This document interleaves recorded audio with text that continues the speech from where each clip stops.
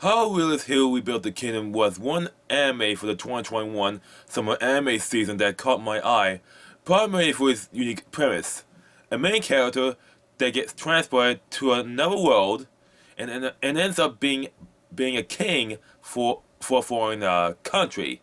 Unlike a traditional Isekai where the main character is sent to another world and instantly gains an overpowered ability, slowly forms a harem, and saves the land from a demon lord or big bad, he has to first reconstruct a foreign kingdom using knowledge and skills from the real world before having the rest.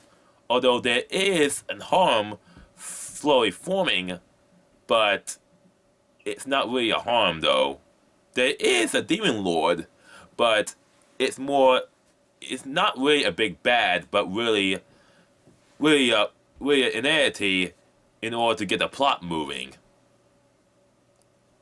And for world building. The anime begins when the main character, Kazuya Soma, and who has his granddad, tells him that people have families so they won't die alone, have a legacy. So he needs to start on a life script, get a job, get married, and start a family and keep them safe. He later dies in the beginning of the anime. In the university where Selma studies, after reading the book The Prince, which is a real book about political realism in medieval Italy, and which is a main topic, if not lightly touched theme in the series, he gets teleported to a land called Landia, and he eventually realizes that he's in the kingdom of Efriden. And King Efriden, Albert Efriden, thanks him for answering Reed, allowing himself to be teleported to the land, answering the call. Soma gets an explanation of why he was summoned. Demons have appeared and formed a demon lord domain, and they needed a hero to fight them, since they can't provide the financial aid due to food shortages and refugees that fled the northern area to their kingdom. They have to summon a hero because they cannot afford the financial aid. It is prophesied in legend that in this world, that a hero is said to lead a revolution into a new age. Realizing that he will be sent to the Grand Chaos Empire to be their hero to fight the demon lords, he requested finances and as much information about the kingdom of Efriden as possible so he can improve the situation to strengthen the nation and reject the imperial demands of the Grand Chaos Empire of financial aid. What Soma got was he becomes the king of the land. He gets a princess named Lucia Efren for free, and has to deal with three dukes sizing him up, food shortages, refugee issues, corrupt nobles, disaster relief, finding new advisors and assistants, environmentalism, political intrigue and corruption, and military rebellion.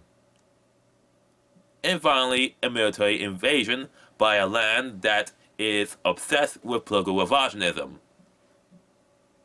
But he does have some time for adventuring and dealing with principality with a mentality for revisionism and military dictatorship. But he does have an overpowered ability, Surf, which allows him to copy his consciousness to objects. The plot starts as an isekai, but turns to elements of comedy with drama, then turns to political drama with various antagonists, then the political thriller and fantasy action, where the show is more about political realism, about Soma dealing with using his knowledge of political realism. It's more like a game of civilization than being the prince in the book. The plot itself is easy to follow, as with one problem is resolved, another one pops up, and there are hints of the real antagonist on the second arc that had history with the region before Soma arrived 10 years before he arrived in this land. The adaptation does cover several chapters of the manga and light novel, and ends with a cliffhanger after the second major arc is completed. It's obvious that there are some things that are skipped over, like the formation of the covert espionage team to prepare for and combat the belligerent opposing kingdom to Elfrieden. The animation and character designs is good, as most of the show is a comedy and drama in an Isekai setting, especially for the main characters, supporting characters, and the three dukes that each control the parts of the military. As most of the action takes place in later episodes, there are some good anime scenes conveying battle action and magic the mages use. The voice acting is good, especially for the one of the main characters, and the supporting characters that are the advisors in Soma's cabinet that literally sounds like a food lover and enjoys food. And the singers that do sound like singers in the later episodes. The music does fit the anime as well and portrays power, rule, conflict, suspense, battle, and relief in a medieval setting. Should you watch the series? Yes, because primarily for its unique appearances than the standard overpowered main character and harem elements that so many trash isekai have. Now the main character has to solve issues using his knowledge of political, social economics, and political economics to solve various issues the kingdom faces, and ultimately has to defend his kingdom from a belligerent force, internal and external. For me, it's a fresh take on the isekai genre that is sorely needed as a form of escapism in this day and age. Season 2 of the show will commence broadcasting in January 2022, barring any war events or acts of God. Trust me, I did enjoy the first season, and I'm looking forward to the second season to see what actually happens next. Because, personally, I think they're going for a full adaptation of the light novel series. Possibly with a success with Jobless Reincarnation.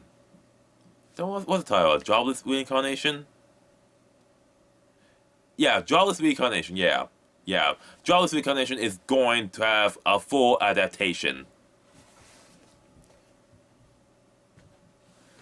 And I'm looking forward to that as well. So seriously, watch Realist Hero. And look forward to Season 2, as I have. Because I enjoyed the anime, and people should just at least watch it. At least it's enjoyable. This is J-Kid, the Otolographer, host for Ministry of Otaku. Thanks for watching.